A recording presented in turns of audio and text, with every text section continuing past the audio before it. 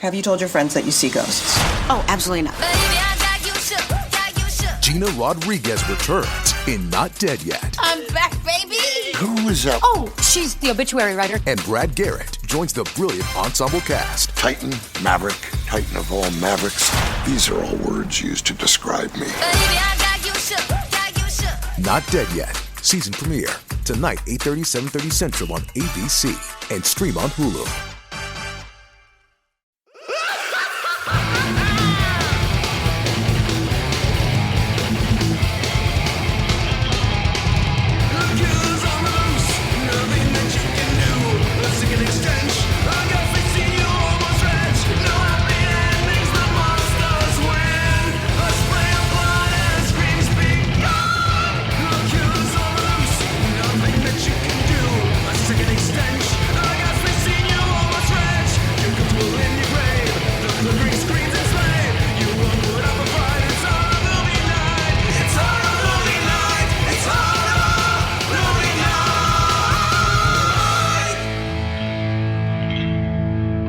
On Horror Movie Night, we take a trip to a little small town where we find a bunch of shape-shifting giant avocado monsters.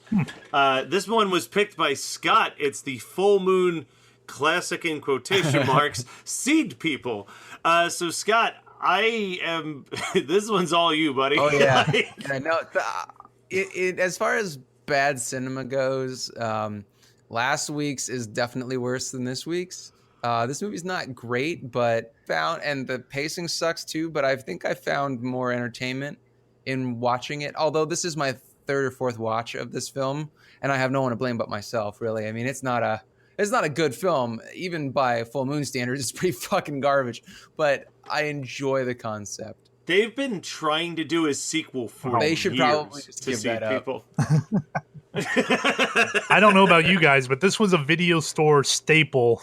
For me, we had 2 video stores and the grocery store had movies.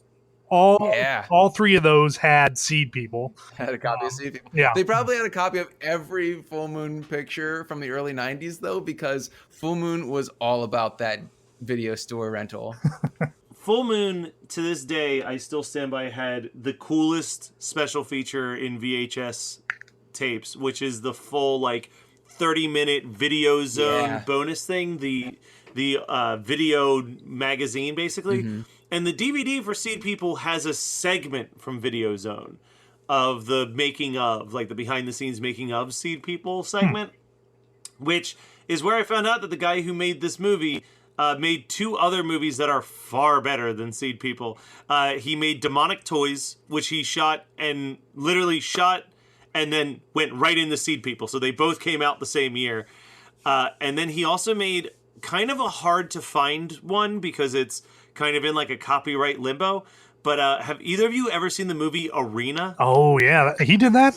It's on my list, actually. Dude, Arena is probably the best thing that his name's been attached to. Arena's fun as shit. But yeah, Arena is the space boxing movie. So yeah. It's not dino boxing, it's space boxing. Yes, we need to clarify. There was dino boxing last week. One day maybe we'll talk about space boxing on this podcast. Yeah. So this movie starts with based on an idea by Charles Band. Really? They should have put based. Yeah, they should have said based on an idea by Charles Band after he watched Invasion of the Body Snatchers. After you watch Invasion of the Body Snatchers, wow, and Day of the Triffids, just like you were talking about last week. I think it's so ironic that you watched Day of the Triffids the week and discussed it the week before we watch and discuss Seedpeople. Yeah, I don't know. I like killer plant movies. I do too. There isn't too many of them out there. There really aren't. I mean, you got Day of the Triffids, you got the Invasion of the Body Snatcher, various Little Shop versions. of Horrors. You got Little Shop of Horrors, and that's about it. We're not even going to talk about the Ruins. The Ruins. Oh, okay. So The Ruins is a garbage film, but the concept is sweet. It's cool. Yeah. So this movie, let's dive into this very, very threadbare plot that they've got going on here. Because the pacing of this movie is garbage, and I apologize for that, but I don't apologize for the rest of it because there are some really fun practical effects in this, and the monsters are so absurd that I have nothing to apologize for. If you don't like it, get the fuck out. So the first thing you see is this guy come in all like disheveled and get wheeled into an operating room, and this doctor is going to spray him or is going to inject him with this syringe, and he sprays half the syringe out. It's just insane. Like, you know how the concept is that you're supposed to shoot a little bit of the liquid out so that there are no air bubbles so that people don't get a hemorrhage or whatever. He just sprays half the liquid out. I'm like, what? That's medicine. So then he starts to interrogate the guy, or he starts to try and work on the guy, and then this guy from like FBI or something comes in, and he's like, let me interrogate this dying suspect.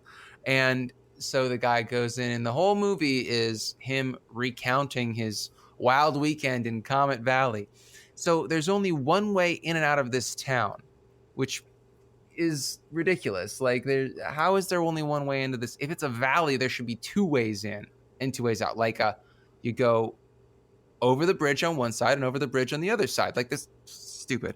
But that they needed that for the concept of people not being able to get out while these plant monsters are taking over everyone. So he comes in because he's a meteorologist or something like that, and there are comets that or meteorites that people are finding, and he's trying to place them, like carbon date them or some stupid pointless subplot.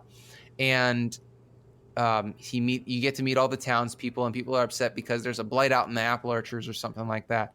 And he's like, you're just drinking too much. There's a scene where someone's showing him a meteor in the trunk that is like writing science conversation at its finest. Like, I don't remember what's said, but it is just like the most, you are just pulling words out of a science book and throwing them into a screenplay right now. Yeah, it's the John Carpenter Prince of Darkness school of screenwriting. Here's a voiceover line. It surprised me when Ed didn't shake hands.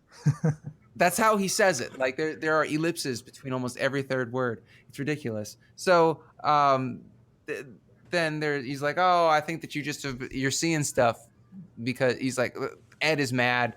He's a farmer, and he's mad because people have been tromping around in his orchards looking for meteorites, and therefore there's a blight, which makes no sense because that's not how blights work. Blights are fungal. Anyway, so he drives off, and then Tom, I believe is the name of the main character, he goes to this bed and breakfast, and in the voiceover explains that it's run by his ex-girlfriend, and he's like, it's the only place in town I could stay, which, okay.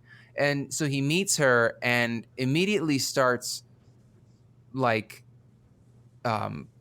hitting on her again, and she's not having it. And then you see her niece, whose parents died or something like, or her mom died, and she's staying with her aunt at this B&B. Oh, is this the Kim character? This is one of the Kim character. Yeah, Kim. The most egregious 14-year-old being played by a 24-year-old. Like, this is how they're like, we can't get any kids to play in this movie. How can we make a 24-year-old look like she's 10 years younger? Cutoffs, and overalls, ponytail. maybe? And so they do that. Ponytail, and she's always carrying her gigantic camcorder around with her because she's going to document that people are monsters. Oh, I'm forgetting the one part when you get to see the first of the monster transformations before the guy. It's either right before or right after you meet Kim. But these guys go, so it's somehow immediately nighttime. Because it makes no sense to me. Like, it's daytime, it's nighttime. It's, you know how in Last Slumber Party when there's no real concept of light and dark and daytime and nighttime. It's like that in this. But town. At least that's all a dream, so that can like. Yeah, no, this is all real. Yeah. I mean, if you're gonna argue that this didn't, this really is actually happen, a documentary. Yes, like I will fight you. I will punch you like this the was made by carnivore Christian Ministries International. Yeah, exactly. It turned me into a believer. So we have the guy, these two guys, like walk up to this crazy tree in the middle of a clearing in the orchard, and it has these gross head-sized flowers on it. And so the one guy decides to poke it with a stick, because that's what you do, right? Let me check out this dead body. Poke.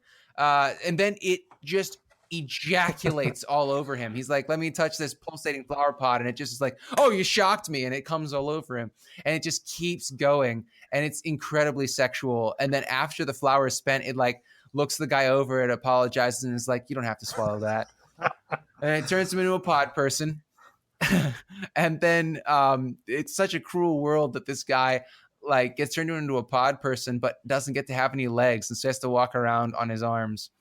And then there's a flying pod person. And then there's a and a vegetable gremlin and a spider gremlin. Can you imagine how much better this movie would be if there was a vegetable seed person in this instead of just like they look like so they're essentially they're born out of avocados. So I mean, there's kind of already one. I think that they're giant peach pits. Well, the seeds are kind of like when you see the seeds. Yeah, they the one seed person monster that has no legs, it rolls around like a kite ball.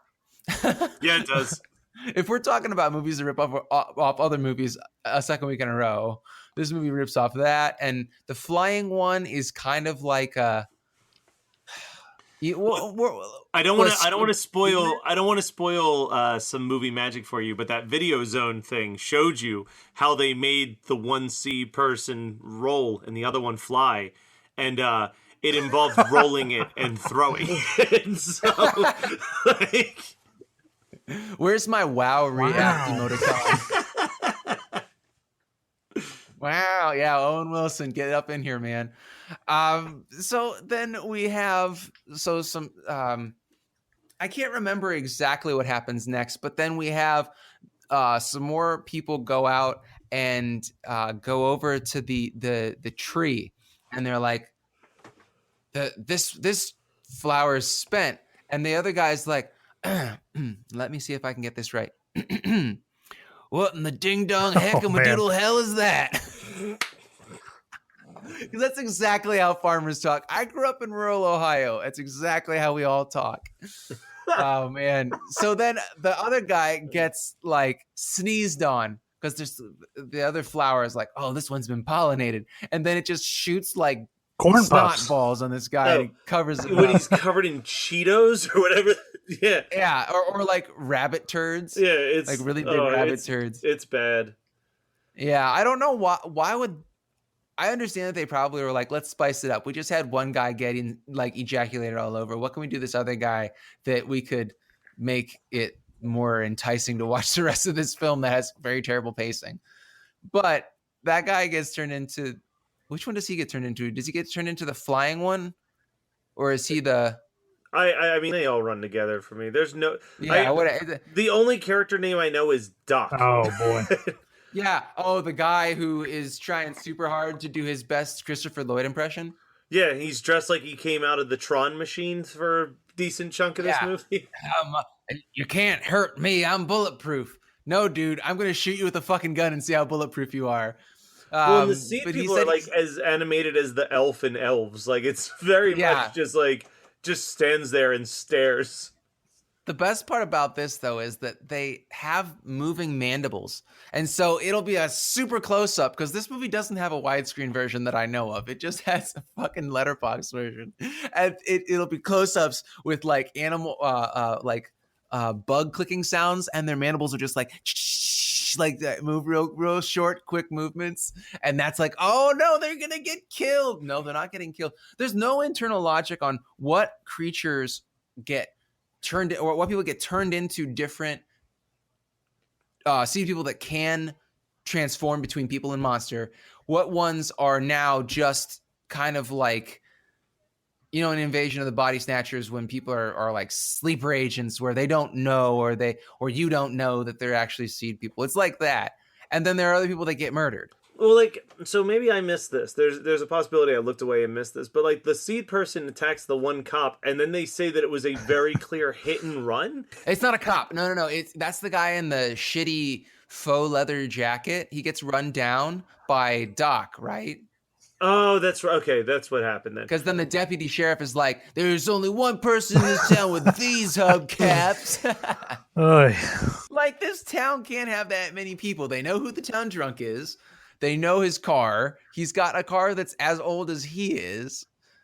Oh man. But in any case, I guess that we're now at the part where they go to the Fireball Club for the for Tom's meteorological Presentation. discussion. That is presentation. Like, why are there any? Why is this town is a population of like 200 people? Why are there 10 people there? Like, there should be no one there that gives a flying fuck about meteorites. Oh man, but so then that's at the end of that, I think or during that scene is when that one guy gets, it's where Doc is getting followed by a seed person who I believe is the one who got jizzed all over and is actually Kim's dad or stepdad or something like that. I can't quite remember what the familial thing is, but seed people have some serious road rage issues. Just if you are in front of one, just let them pass you, because they will try and make you run over somebody that has seen what they can do. So Doc runs that guy down, and then Bert Mosley is the name of the guy who opens up the back of his trunk and is like, hey, check out my gigantic peach pit. And then they throw around all those science words. And the guy that guy actually is in Fast Times at Ridgemont High. You know, when Judge Reinhold is working at that breakfast place and he's like, if you don't shut up, I'm going to kick 100% of your ass. That's that guy. Oh, Jesus. That is such because I looked at him and I'm like, that guy looks so familiar, but I didn't have the energy last night while I'm watching this to go onto my IMDb app and like comb through Seedpeople to see who Bert Mosley was played by. And then I'm like, okay, let me just listen to him talk some more because that is so familiar. And it came to me, he's like, it says there's 100% guarantee or 100% money back guarantee. And it clicked in my mind. And I'm like, man, that is one of the most obscure character references that I think that I've come up with on this show. And we've been doing this show for quite a couple of years by now. So anyway, that's that. Some other shit happens where Kim gets attacked by Mrs. Santiago, who's, I believe, the seed person that has like a weird proboscis tongue thing that she chokes people with. And then Tom sees her in the room, which is one of the best. I don't remember what photo I used, because anybody listening, I find the photos for all of our social media when we post episodes, and I'll do them months in advance when we have Matt will send me like a 3-month list of everything we're going to do. I'm like, okay, I need to get photos for everything and get them resized for all of our social. And I found a screenshot, and I don't know if Matt used it or not. I don't even know if I actually sent it because it might have been too low of resolution. But there's a screenshot of Tom opening the door and that seed person. And it's like, it looks like the seed person is like, do you have a moment to talk about our Lord and Savior Jesus Christ? It's a great screenshot. But then he's like, I don't know what I actually just saw there. It's so confusing. I don't know why he wouldn't be like, let's get the fuck out of this town. Let's walk if we need to. And then he like leaves everybody at the house and goes up to Bert Mosley's greenhouse. And he's like, tell me about this avocado seed or whatever, this peach pit that you got. And he's like, wait a second, I gotta spray with my herbicide. Be careful, that stuff's stronger than, it's 10 times stronger than cat piss or something like that. I don't know. It's stupid. But he's like, I gotta spray this herbicide. And then he sprays it on plants. Herbicide kills plants. It's literally what it's called. Herbicide. And so he sprays on his plants and it doesn't kill them. It's like, so stupid. But then Tom then goes to Doc's lab and finds another peach pit in a vat, which he finds out later is herbicide because it looks like windshield wiper fluid.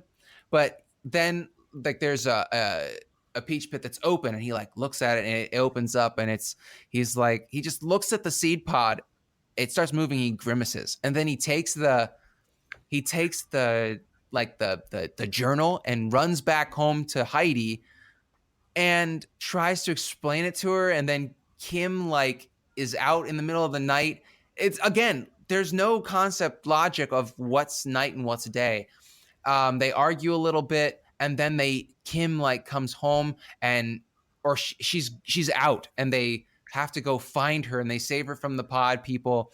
And then she's got videotape of the flying one and the one without legs. And the videotape gets smashed. But then somehow Tom, who is a meteorologist and therefore is also great with electrical stuff, figures out a way to get that back onto a working VHS tape.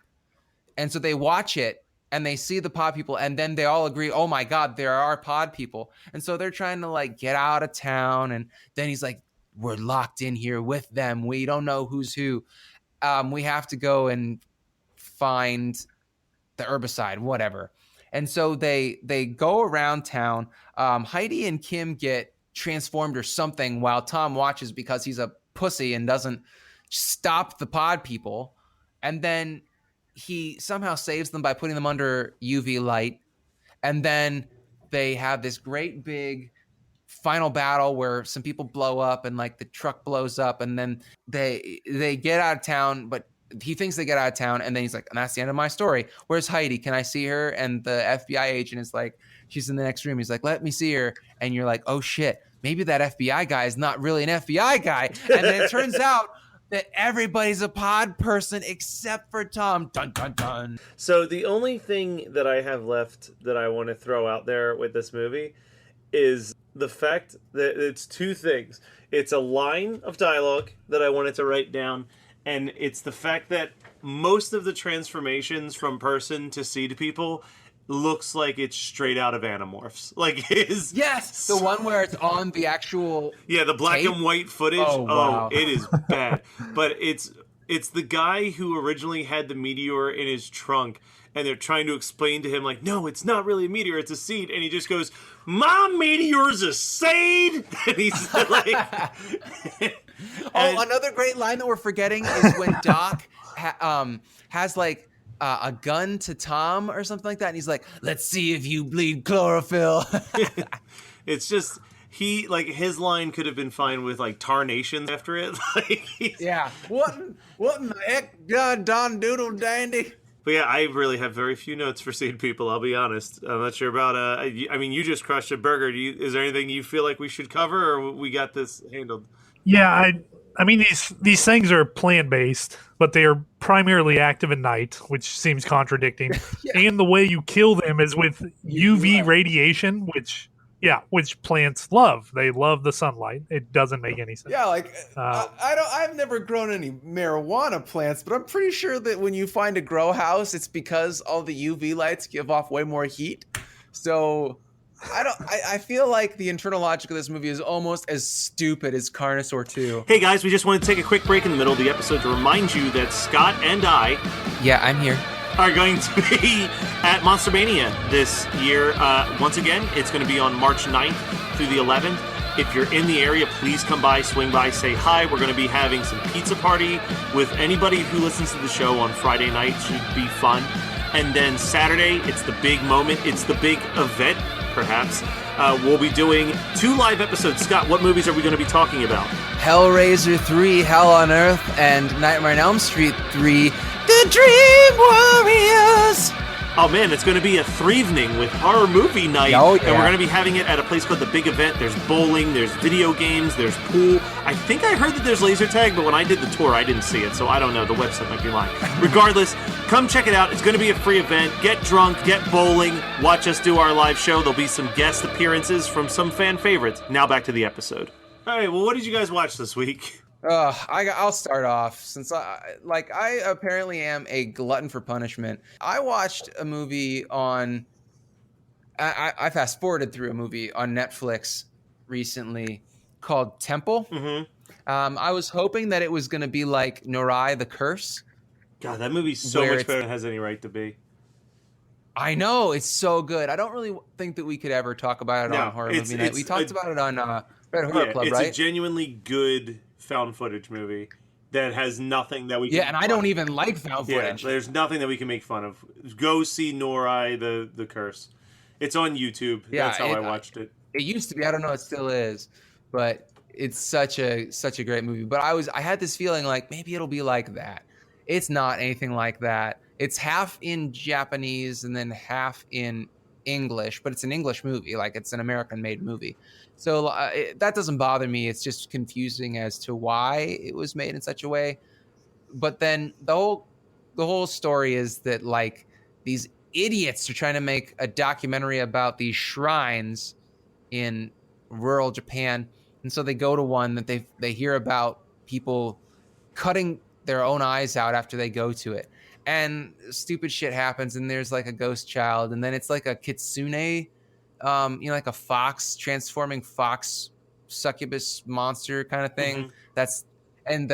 And the special effects are garbage, and it's supposed to be like tense, but it's not. It's just slow and boring, and everybody sucks. You know how all these low budget movies that are being made in the last like decade, if they're not a found footage movie, I mean, yeah, all found footage movies, everybody is like so insufferably annoying, and there's no redeeming qualities to the characters. So you're like, just fucking die already. It was like that, except it wasn't a found footage.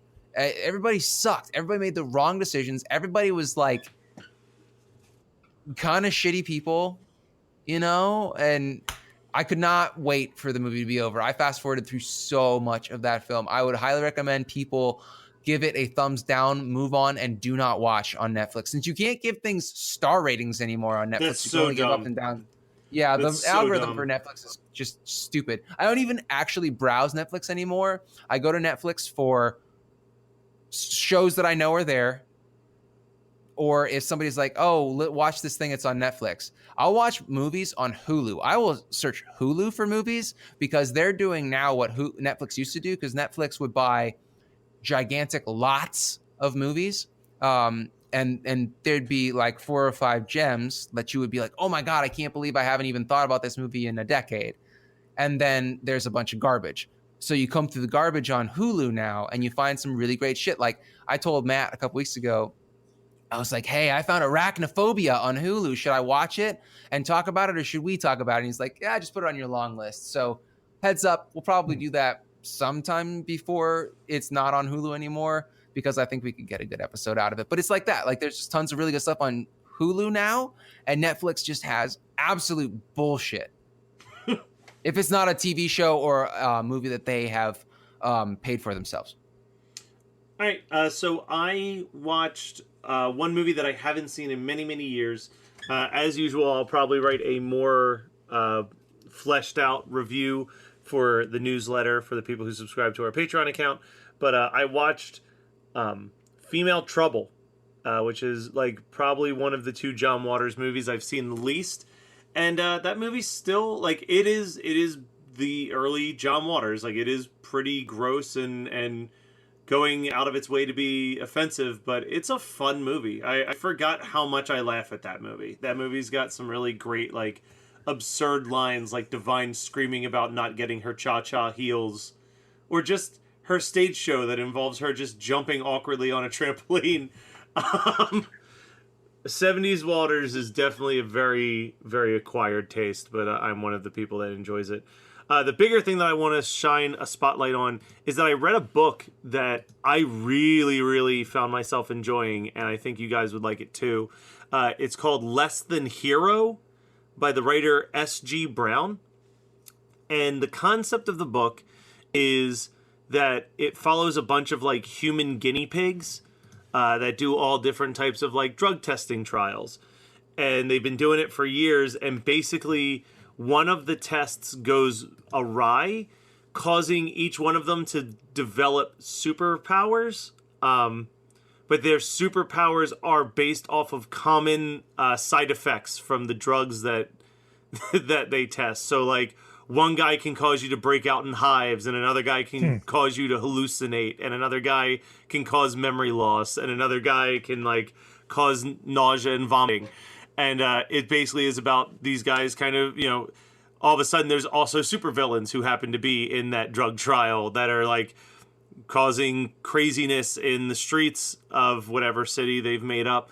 And they have to like step up and become these like very Mystery Men style superheroes that have like, I mean, they're all right. Like the one guy's like superpowers. He can give you a really long erection. Like it's like it's just like it's that power. Yeah, it's just such a bizarre book, but I cruised through that thing in a weekend. That sounds fantastic. Yeah, it was. I've met the. What was the name of that again? Less Than Hero. Okay. The author is this guy, S.G. Brown. He signs at the Geekscape booth every year, and all the years that I've worked at the Geekscape booth at San Diego, I never bought a book from him until this past year, and I finally got around to reading it, and I'm pretty sure if he's there next year, I'm going to buy like 2 or 3 more of his books, because I had a lot of fun with this one. That's awesome. Hey, I wanted to mention something.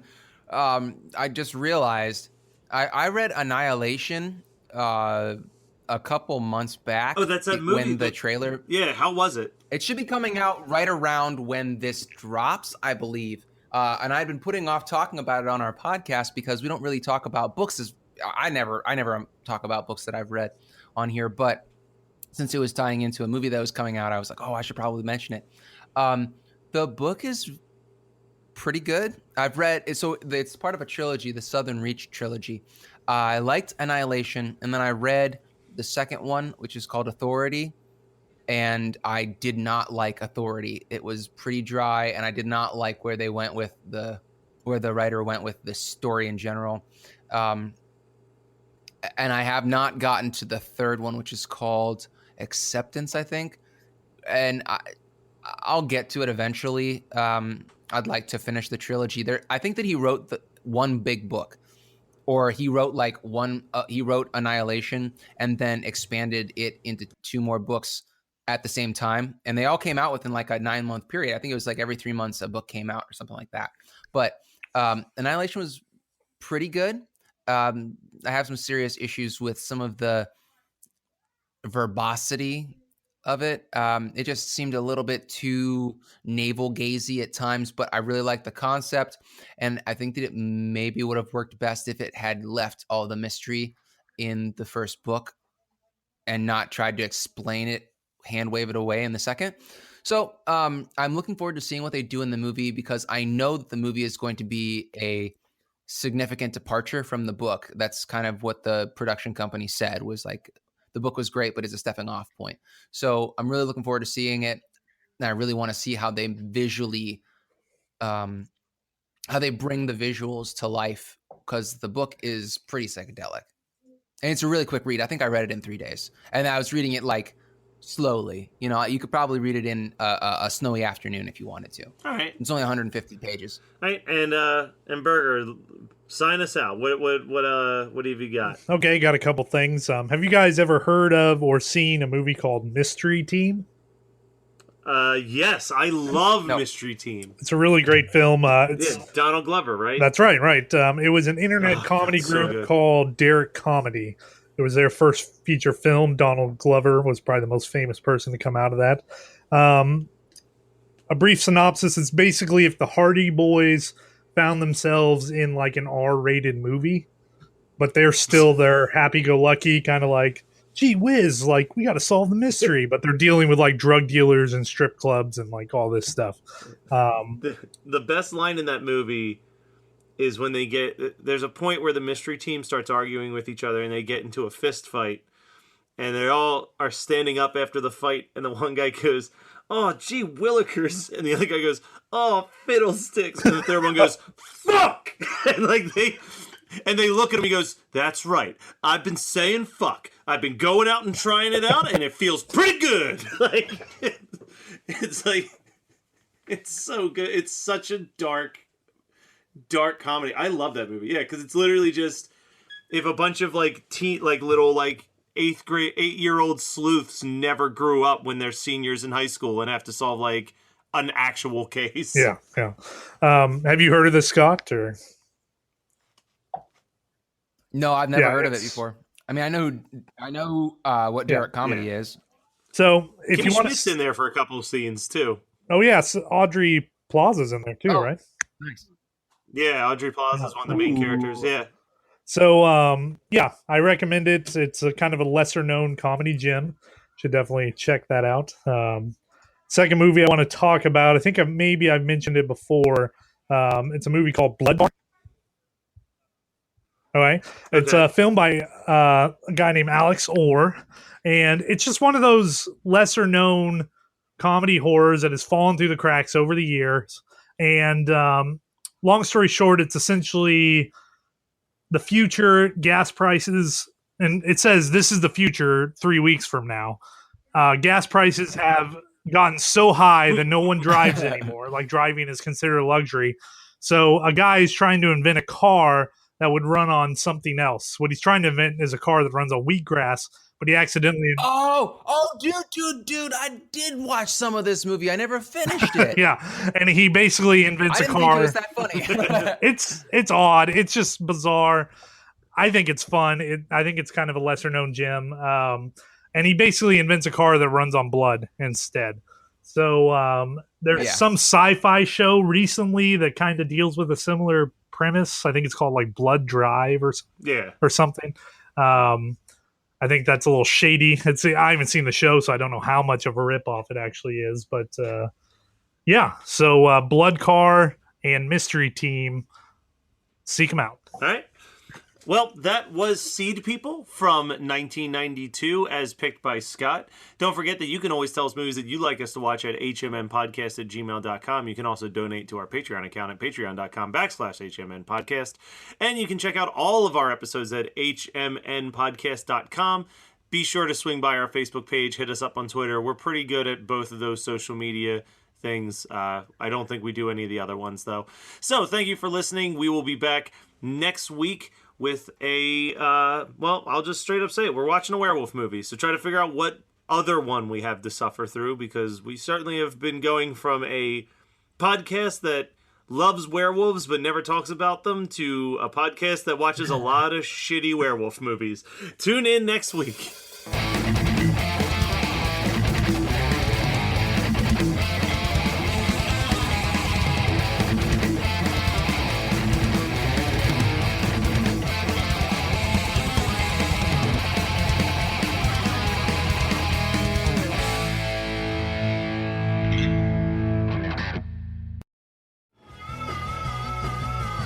You're listening to the Geekscape Network.